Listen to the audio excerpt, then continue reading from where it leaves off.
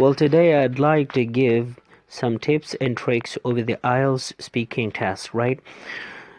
The main criteria for the IELTS speaking test, that is four. First one is the grammar, second one is vocabulary, third one is fluency, and fourth one is pronunciation. So we're starting from fluency, right? Now, what are the things that you will be keeping in your mind regarding and pertaining fluency, right? The very first thing is, right, length of your answers. Like most of the people, when they answer to the questions, right, they're not keeping the length of the questions, the length of the answers, sorry, right? So you have to look at the length of your answers.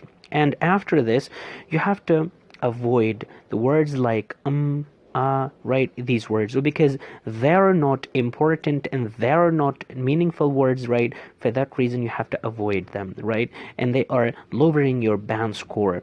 The third thing in the fluency, that is stop, right? You have to avoid the stop as well, because sometimes we're not having ideas and the people are taking stops, right? If you record yourself so you can better understand your speaking, that at how many positions, right, or at how many places you have done the stop, right? So you have to avoid these things in fluency in order to maintain it. The second criteria of speaking, that is vocabulary, right? What would you do in vocabulary, right? Range of words, like you have selected a topic, right? And now that topic related vocabulary you have to find. And one thing you have to be really careful about, you're not supposed to use, or you're not supposed to repeat the words. Once you have used a word for the second time, you have to use another word. For the third time, you have to use another word, right? This is the chain and it's the process, right? Yes, and this shows your professional speaking, right? And number second thing in vocabulary, that is the paraphrasing. When you listen the questions from the examiner, you're not supposed to repeat the same words, right? You have to paraphrase the question, right? And you have to give the answers in a paraphrase shape. Yes, and the third one is mistakes. You have to record yourself and just listen to your usage of words, like how have you used those words, right? Or are you committing mistakes, or you're using them properly in their proper places, right? So this is number second. Number third, that is the grammatical accuracy, right? In a grammatical accuracy, the first thing is the range of tenses. Are you using accurate tenses or not, right? It doesn't mean that you once, like if the question is in simple present tense, you're supposed to continue just with the simple present tense. You can use even simple past tense as well, right? According to the context, right? You can go for that. Number second thing in grammar, that is, first one was, the tenses. Second one is the sentence structure, right? You have to look, are you using simple sentences, or are you using short sentences, right? You have to bring complex sentences. You have to bring balanced sentences.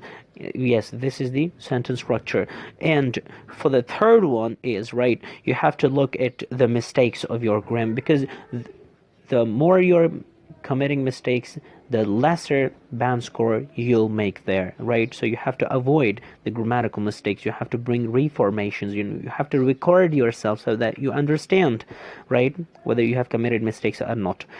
The fourth one is pronunciation. In pronunciation, the first thing is words pronunciation, right?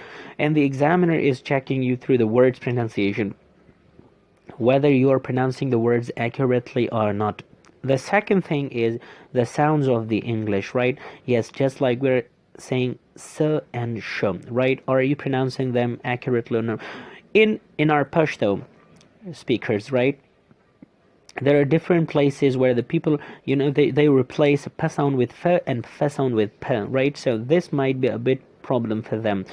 And the third one in pronunciation is intonation, right? Because, we have to be emotional. We have to show our emotion over there while we are speaking, right? Because if we do not show our emotion, this would be considered that we have copied, or we have pasted the things over there. We have pasted the things. This is all about the speaking test, right? If you try your best, you can cover that. Thank you so much.